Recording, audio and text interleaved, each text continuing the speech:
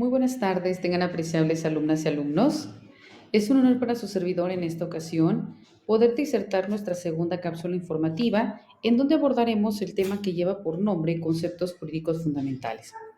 Cuando hablamos propiamente de esta concepción o de el reconocimiento mismo de los conceptos jurídicos fundamentales, bueno, vamos a partir acerca de en qué consisten, cuáles son, cuál es su importancia, su incidencia. Y principalmente vemos que esta forma de reconocimiento de los conceptos jurídicos fundamentales se dice que en el ámbito de la jurisprudencia encontramos una serie de conceptos jurídicos que, pues si bien es cierto, todos nosotros como estudiosos del derecho, pues debemos conocer o debemos comprender, ¿no? Estos conceptos se denominan fundamentales porque precisamente son aquellos que de manera constante se utilizan en nuestro día a día y que obviamente son necesarios en toda relación jurídica porque se producen a la hora de aplicar las normas jurídicas a los casos en particular, ¿no?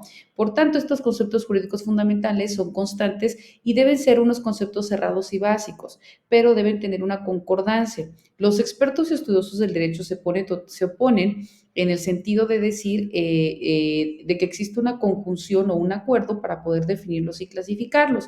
Dentro de ellos vemos que se encuentran los supuestos jurídicos. Cuando hablamos de los supuestos jurídicos, vemos que son o pueden citarse aquellas hipótesis donde la realización depende de las consecuencias establecidas por la norma jurídica. Estos supuestos jurídicos se pueden clasificar en dos, que son los supuestos jurídicos simples y los supuestos jurídicos complejos. Cuando hablamos de los supuestos jurídicos simples, son aquellos que están constituidos por una sola hipótesis. Y cuando hablamos de los supuestos jurídicos complejos, son aquellos que están compuestos por varios supuestos simples. Existen también las consecuencias de derecho. Y obviamente cuando hablamos de las consecuencias de derecho es propiamente todo aquello que da, como su nombre lo dice, aquella finalidad, ¿no? Aquella consecuencia jurídica. Y son propiamente la que dan producción a los supuestos jurídicos. Existe también el derecho subjetivo. El derecho subjetivo es aquel poder o facultad que conforme a la norma jurídica tiene un sujeto frente a otros sujetos, ¿no? Ya sea para poder desarrollar una propia actividad o para determinar la de aquellos.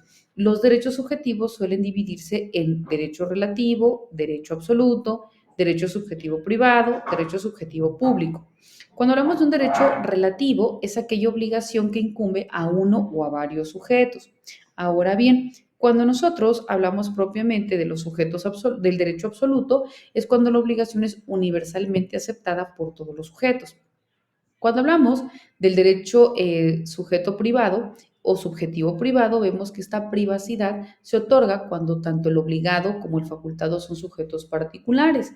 Y el derecho subjetivo público son aquellos que tienen este carácter, ¿no? Son públicos siempre que alguno de los sujetos relacionados sea el Estado o cualquier otra entidad pública.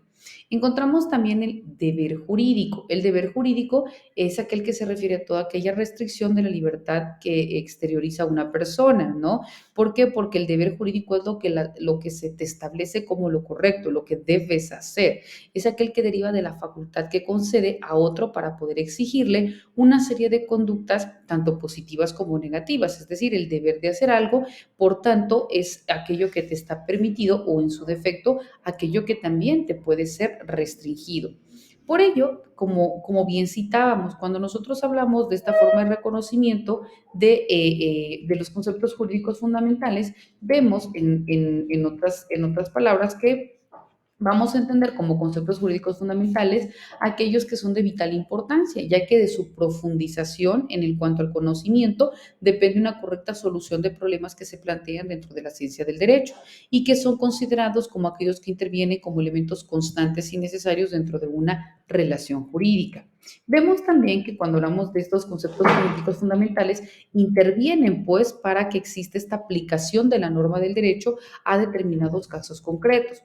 Como bien decíamos, ¿no? Estos supuestos jurídicos es una hipótesis normativa en cuya realización depende que se produzcan consecuencias de derecho.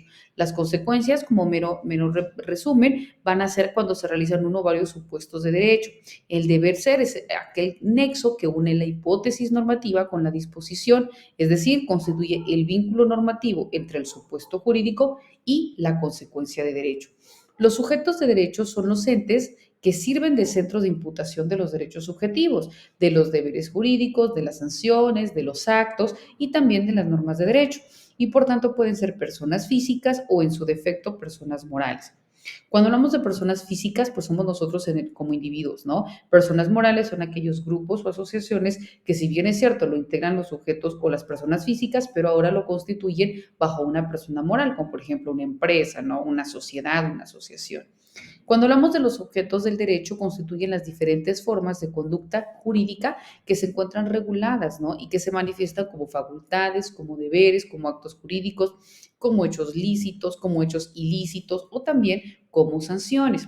Cuando hablamos pues de una relación jurídica, la relación jurídica es aquella que se trata como un elemento ideal que resulta de la combinación de diversos conceptos jurídicos fundamentales y potencialmente vemos que es cuando una norma existe y cuando se actualiza esta norma y luego en ese mismo sentido también existe este supuesto jurídico al vincular ya sean los sujetos determinados y los objetos o formas de conducta que van siendo esta forma de interacción o en este caso la conexión, ¿no? Repito, entre el sujeto y la norma, ¿no? Entre lo que realiza en la manifestación de la conducta con aquello que se encuentra debidamente regulado a partir del el instrumento jurídico normativo.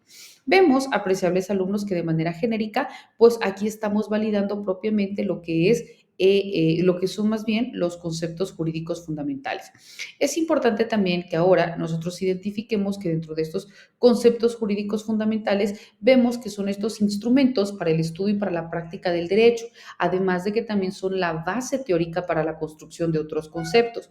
Su carácter básico hace que sean empleados explicaciones que se desarrollan en distintas ramas del derecho y de ahí, bueno, que existan distintos tipos de expresiones para poder decirlo. La dogmática jurídica se divide para su estudio en derecho interno y en derecho externo y por ello existe otra distinción que lo toma en consideración como la diferencia entre derecho vigente y también entre derecho eficaz.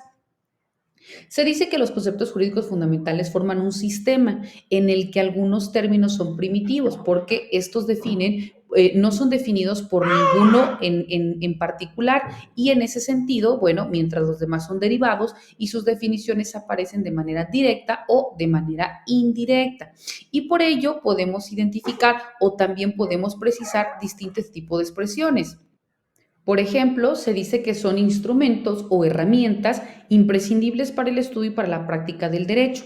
Y como bien decíamos, son la base para poder conocer y para poder comprender a cabalidad la finalidad misma del derecho y todos aquellos conceptos que son indispensables para poder identificar de manera genérica todo este léxico jurídico, ¿no?